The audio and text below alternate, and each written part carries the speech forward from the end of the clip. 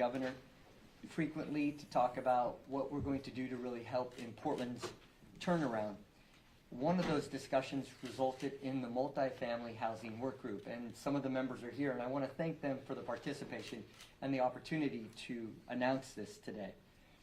I'm proud to stand with the governor today to push forward a simple but powerful idea. Let's waive system development charges for 3 years or until we've added 5,000 new housing units so more homes can get built for people of all income levels. I want to thank Council President Pertogini, who's joining us, and Councilor Dunphy, and Councilor Zimmerman, who has been a robust person to talk to as we've developed this. And so thank the three of you, and thank you, Councilor Zimmerman, for those conversations. Now we need the Portland City Council on board to make this happen, and I believe we can get there. Right now, developers are ready to build 4,000 homes in Portland, but too many projects stall because of costs. Waiving SDCs can cut thousands of dollars the cost of building a home, and we can make the difference of someone being able to make the decision to build and or buy a home in our city. By temporarily waiving these fees, we can make the numbers work and turn stalled plans into real homes for real people. This is about making seniors can stay in the city that they've helped shape. It's about giving students and young adults and families a fighting chance to call Portland home. Investing in housing isn't just about roofs and walls. It's about economic growth, opportunity, and stability. And we have everything we need to do that here in Portland. We have and are blessed with skilled labor and lumber and land. These ingredients are what are going to be the beginning of the renaissance that we all want. We need to let developers and builders do what they do best, and that's build. And that's what we're going to invite them to do in Portland now. So thank you. I'd like to turn it over to the governor. Thank you, Mr. Mayor. Good morning. It's great to be here in Portland City Hall. It's a beautiful day and a great day to announce hopefully a new partnership with the private sector and a challenge to get more housing built here in the city of Portland. As the mayor has said, we have brought housing developers together to talk about what those barriers are to construction here in the city, and there is going to be a longer set of recommendations coming. But both the mayor and I are impatient. We are impatient types because we see the urgency and we want to move forward with big and bold ideas when we have the opportunity. I'm here to fully support the mayor's proposal on this challenge of getting 5,000 new housing units built in the city of Portland. And I'm very pleased to see the work that he has done and the support from his city councilors to explore this idea, to work out the details, and get it done as soon as possible. And I hear that the details of this proposal could potentially be worked on very soon in the committee to bring it up then to the city council. And that's a sense of cooperation, collaboration, urgency that we need to see when it comes to having the city of Portland be what it can be and making sure people have the ability to get housed. The city is on the mend, the city is on the move, and we need private sector partners to be part of that success story, which means more construction in the city of Portland. This temporary waiver of system development charges is a strategic way to say we are open for business, that we need that help with the private sector to get these projects to pencil and get to construction. We have a lot of projects in the permitting pipeline here in Portland, and we just need to get them over the hump. There's really no time to waste. We need more housing supply. Housing supply, more supply will reduce the cost of housing, which we know from an affordability standpoint is very significant for families not only in Portland, but across the state of Oregon. You know, we might hear from folks that in a tight budget environment, should you be doing something like this? And I say, when things are tight and things are challenging, you need bold ideas. You need to be creative. And this, I think, is a strategic way to do that, to say we want that economic development, which will have long-term benefit to the ability of the city of Portland and the state of Oregon, frankly, to fund essential services. But if nothing is getting built, we're not getting moving forward. So this will help get things built.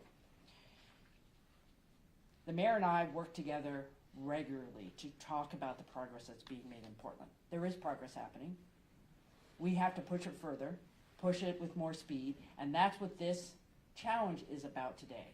We can build 5,000 units quickly here in the city of Portland. We need to do that, and the city of Portland is a partner with the private sector, and as your governor, I support that and will do what I can to be an ally in that work.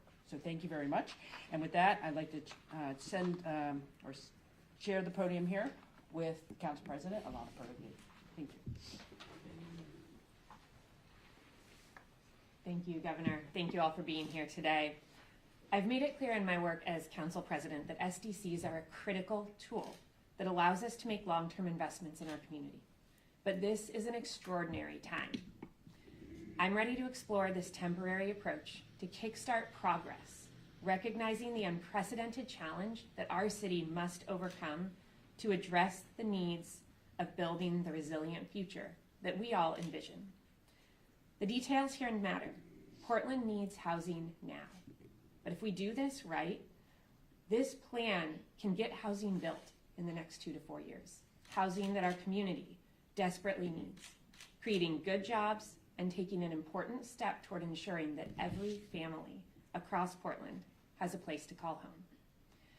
I'm here today joining the governor and the mayor in taking this bold step to spur growth for the city we love. I know that together we can address our housing crisis. This effort can be a win for labor, a win for families, and a win for our city. Thank you. Good morning. I'm City Councilor Jamie Dunphy, proudly representing Portland's East Side, and I'm really thrilled to be involved in this effort. I'm the Vice Chair of the Housing and Homelessness Committee. Portland desperately needs bold action to build more housing and build it quickly. And this is a bold step that potentially would have been unthinkable in past times and in better times. But waiving SDCs for a time-bound strategy is a way to catalyze the housing production in our city, and we desperately need housing of all types, of all income levels. And so this is the right step for right now. This is about keeping Portlanders in Portland. Seniors need to be able to age in place. Families, students, and young workers need to be able to feel good about living in the city, building their careers, raising their families. And this is an effort to try and increase the amount of housing that they need in order to stay here. With this proposal, we're leveraging the resources that Portland already has, an incredible skilled unionized workforce. We have local timber and materials and developable land inside the city boundaries. And this plan keeps our labor force here, so they're not forced to have to find work elsewhere, and we lose them forever. This is a down payment on Portland's future. Waiving SDCs for a short time is a long-term investment in Portland's success, and will hopefully kickstart back our economic viability, our community stability, and the kind of community that we all deserve. So, thank you.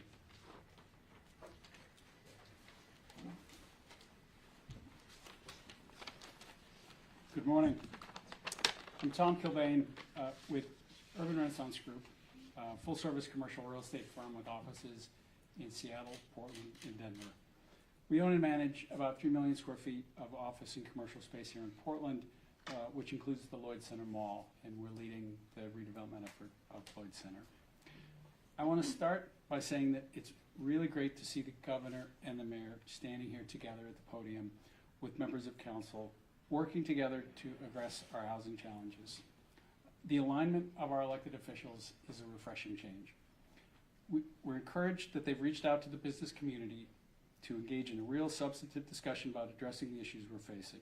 Solving our housing challenges will require a public-private partnership, and we're glad to be part of that conversation. The recovery of our market rate housing sector is going to take a lot of work. At the very top of the list is to ensure people feel safe and secure within the city, and we want to thank Mayor Wilson for making this a priority.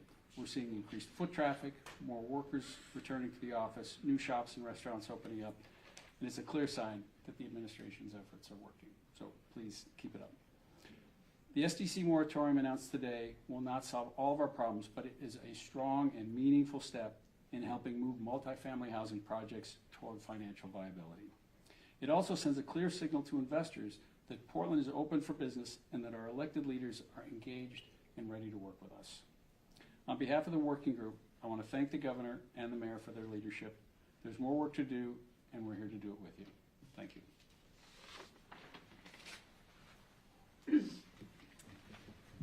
Good morning. Thank you to Governor Kotek and Mayor Wilson for inviting me to say a few words today. And it's great, as Tom said, to see a couple of the members of City Council here as well at the podium. My name is Sarah Zahn, and I'm the Managing Director of Development at Security Properties. Security Properties is a multifamily development and investment firm. We own and manage over 20,000 multifamily apartments in 10 states, including more than 2,000 units in the metro region and nearly 1,000 here in Portland.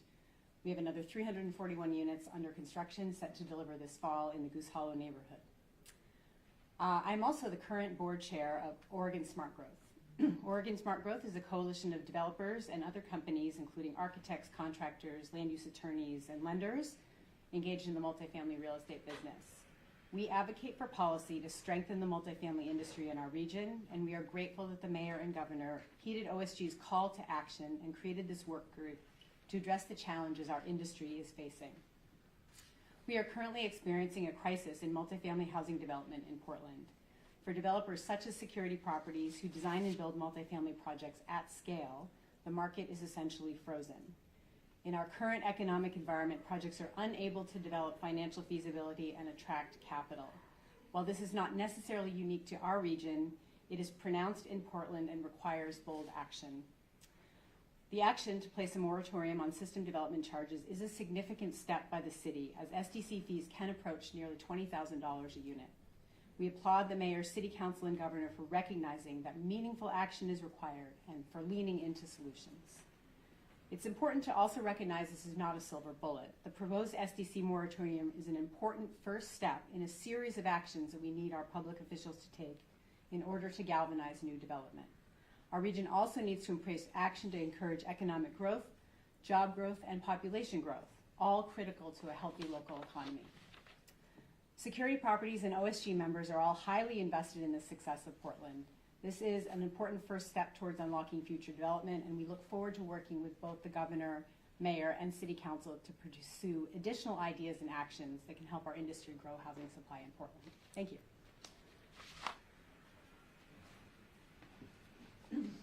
Good morning. I'm Andrew Collis. I'm President and CEO of Collis Construction. We're a vertically integrated construction company and development company. I'm a second-generation business owner and a proud Oregonian, lifelong Portlander. I'm here today and I'm excited. I'm excited because I've heard so many people talk about bold vision. And that's exactly what we're here to talk about. It's a bold vision by our governor, by our mayor, and our council members. And this is critically important to our city, our state, and our region as a whole, because one of the big problems that we do have is housing affordability. We've talked about it today. There's a housing crisis. And what this is going to do is to help stimulate more housing production.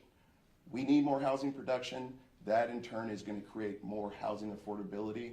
And what this leadership signals is that this city, this state, this region is open for business. And that's a bold statement by incredible leadership. So I'm really proud to be here today and to support this. And I'd like to reinforce the importance of understanding that in order to create more housing affordability, we have to have housing production.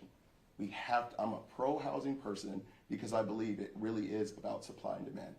And as we create more housing supply, we're going to create more housing affordability. And this leadership signals that this city is open for business. So I commend the leadership, again, of our mayor, of our governor, and our council members, and I'm proud to stand here in full support of this big, bold move. Thank you very much. All right, we're going to get started. Go ahead, Governor and Mayor. I'll just stand over here. Protocol before we get started on questions. I will call on reporters in the room, and I know we're kind of spread out, so we're going to have to work together as a team to get Lucas's mic to you, and then back to him. So we're going to be a team here, and then so we're going to go 2 in person, 2 virtual. Got it? All right. I saw Christina with her hands up. And if they want to speak with someone else, they need to say. Yeah, and if you have a question for one of the group behind us, just tell me up front. This is a question for either the mayor or the governor. As you know, building permits are not a short-term solution. Right now, there's a really high number of evictions. Recent data shows people are becoming homeless quicker than we can house them. Are you going to have any affordability requirements, increased affordability requirements along with these SDC waivers? We don't plan on any affordability requirements, but I want to talk about the other side of that equation. It's people who can't afford the rent. And so by adding inventory, we're going to bring down the cost of housing, but the other side of it is job activity. Portland has the lowest job creation rate in the nation. What we're doing with this is stimulating workforce development and more workforce and jobs. And so it's the other side of the equation that we're also actively looking at as well. Can you talk about the short-term versus long-term, and then how is that stimulating jobs? I don't necessarily Well, see that. We're going to stimulate by adding 5,000 new homes to the economy in the next 3 years. So we're going to have specific timeframes on it. So we're going to create jobs now, good paying jobs. That'll stimulate the economy and really help us bring back our city.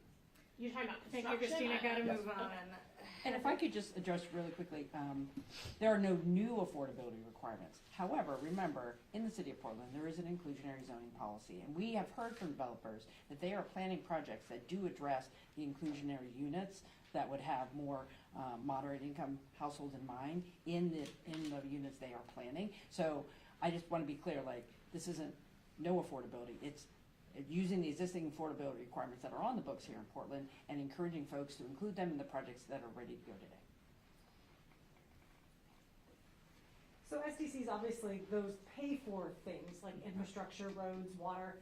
How are you gonna pay for that increased weight on those services if you're bringing in all these new residents? And also, Governor, would you recommend other cities do the same thing? We've got lots of cities in Oregon facing housing crises. Yeah, we looked and we discussed that, and we had some great conversations. I want to just segue and just say thanks to the work group for having these conversations, and then also behind the scenes with the Council President Bertogini and Dunphy and Zimmerman, we had these robust discussions on, well, what do we do after? How do we address the capital? But right now, with only 800 homes being permitted and built this year, and the governor set out a bold vision this last couple of years. She wants to build 30,000 homes in Oregon, which means that Portland has to be building 5,000 or 6,000 homes Per year. per year.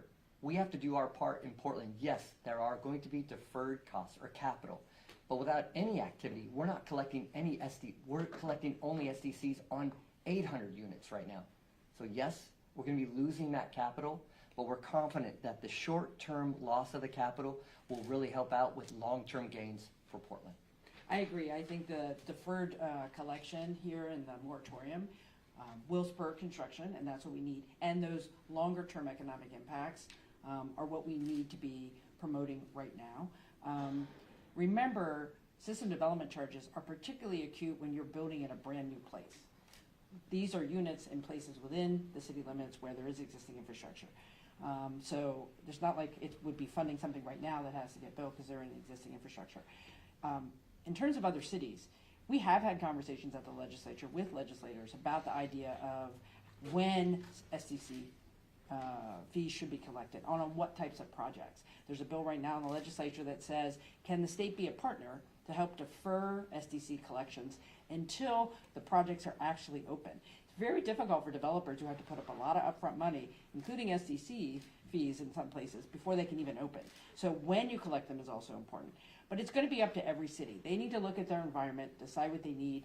Because of the level of housing needed in Portland, you need something like this. We need something like this to get the private sector to really step up and be part of the solution by helping them with their bottom line. Lucas, you got two. First virtual question comes from Alex Zielinski at OPB, and Alex's question is for Mayor Wilson. SDCs are a critical funding source for some city bureaus, bringing in millions of dollars every year. Some of those bureaus are already facing deep cuts this budget cycle. What do you plan to? How do you plan to keep those budgets whole while incentivizing new construction? Yeah, so these are capital costs for longer-term projects. So it's not going to have an immediate impact in this next fiscal year. But that gives us a year to start determining what's next on the planning. And we can then begin the fundraising conversations. The governor and I have been meeting regularly about other funding sources with Metro, county, state. This isn't just a Portland challenge. This is a challenge for the state because, yes, there's going to be not big holes, but some holes. But I'm confident over a period of time, we'll fill those holes and continue the capital infrastructure gains that we have to do to provide a city that's safe. Another virtual question. This one's from Noticias Northwest.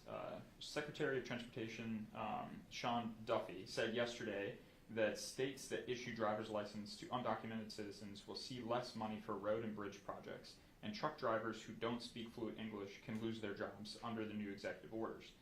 How can these national directives exacerbate housing production issues locally with no money for roads, bridges, and not enough truck drivers? Well, here's what I would say about our friends in Washington, D.C. They're not making it easier for us. I'm just going to be really upfront. We have, costs of materials are going up. We still have inflationary pressures. And what we need from the federal government is more help and more certainty about what we're trying to do here in Oregon. That being said, we know what our values here are in Oregon. We stand up for communities who contribute, and that includes our immigrant communities. The laws that have been passed here reflect Oregon values, and we'll be reviewing any directive from any of the federal agencies to see how they would apply here. But at the end of the day, we need to get people to work. We need to build communities that are safe. We are doing that here. We need help from the federal government. We do not need impediments to getting the job done here. Yeah, go ahead. This is a question for Mayor Wilson or the governor as well. We've heard from many homeowners that the community permitting processes are really making it hard for people to make the repairs to their home in order to stay in their home. So we are wondering, is that permitting process making it too hard? Is there an efficiency problem with permitting in Portland? And beyond the bureaucratic restructuring that has to be done, what more needs to change to speed up the permitting process so people can fix up their homes and stay in them instead of finding new ones? Yeah, I appreciate the question, and I agree. We can do better. And what I'm focused on with Deputy City Administrator Donnie Oliveira is to creating a permitting strike team. We want to know where are the bottlenecks so we can address the bottlenecks and then in a continuous improvement focus, fix and move on. And we have a new technology system at the permitting department that we're going to be supercharging. So the answer is we hear what those concerns are and we are dedicated to fixing them. But with this new form of government and not having all the different bureaus and the conversations, we can collaborate and quickly address those bottlenecks together in a multi-bureau district. It's really the right government at the right time to do all of those things that you just said and address them well. Go ahead, right there. Hi there. Thank you all so much for being here. Question for Mayor Wilson and or members of the City Council. I mean, this proposal, as you've mentioned, is going to require council approval. Do you think that you have enough votes on council right now to have this approved? I do notice that Vice Chair of the Housing Committee, Jamie Dunphy's here. The Housing Chair, Candace Avalos, is not. I'm wondering when we might expect to see this proposal come to the Housing Committee. I have been very proud with the conversations I've had with council. I've spoke to all 12 of them, and I will say they have cautious optimism, and they should. Their job is to represent their communities. But we share a collective focus on turning Portland around, and we know economic activity is one of them. Regarding Councilor Avalos, she's out of town. She's at the League of Oregon Cities, and so she's not here. But in the conversations with the councilors I have right here, they have a host of different concerns. And we have been having robust, ongoing discussions with the governor, with the developers, with the councilors. And I think we have the bones of a really good bill to discuss. But it's not fully baked. We're going to spend this next several weeks and work out the details. But one of the things I heard from the councilors is we have to go big and we have to be bold. And that's exciting because they recognize that they're ready to meet the moment. And I'm confident we're going to have support on council, but we're willing to do the work to find out what their needs are to make sure that their constituents are well taken care of as well. And a quick question for the governor. In your recommended budget, you would ask lawmakers to approve up to $100 million for housing-related infrastructure. We wanted to find out if that is still a realistic ask in terms of that amount. Oh, yeah, if anyone knows how I work, I'm gonna push to every last moment in the legislature to get my budget done. The $100 million is very supported from a bipartisan perspective. And remember, last legislative session, legislators did something similar by individual projects, and some of those projects were in Portland, where they said, here's about $90 million for specific projects that will facilitate new housing construction. $100 million is in my budget to set up a program to continue to do that, right? Through a programmatic lens. We need that. We're hearing that from around the state, and I think we'll get there. My message to legislators, particularly our co-chairs, is this is a time to invest in housing. That $100 million is key to getting more units online. The money last year has put 25,000 units potentially in the pipeline for the next 2 to 4 years across the state. We need another $100 million to keep that progress going.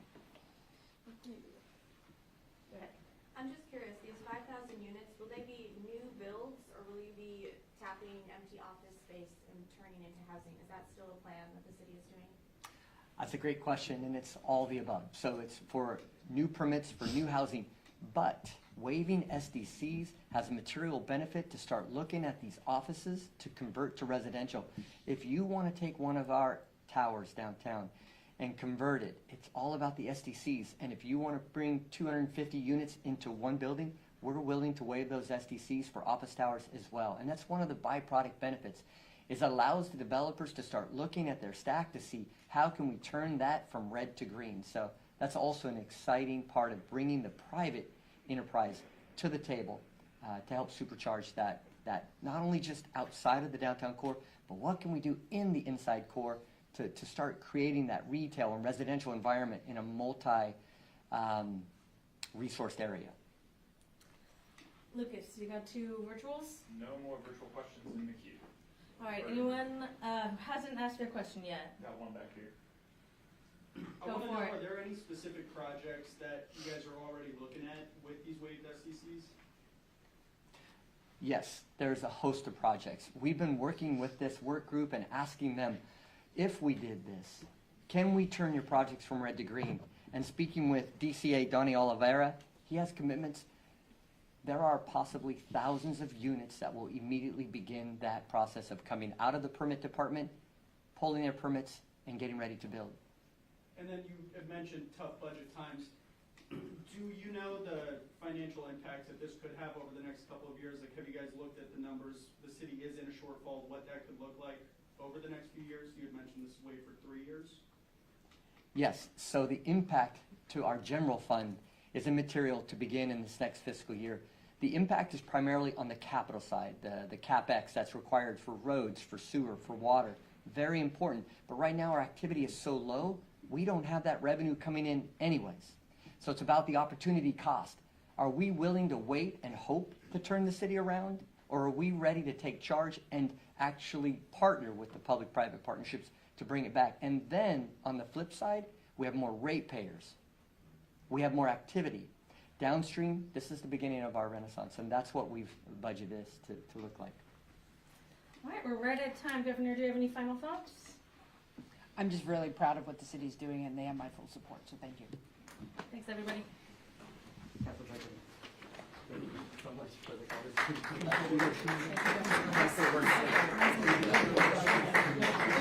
Oh, no, don't.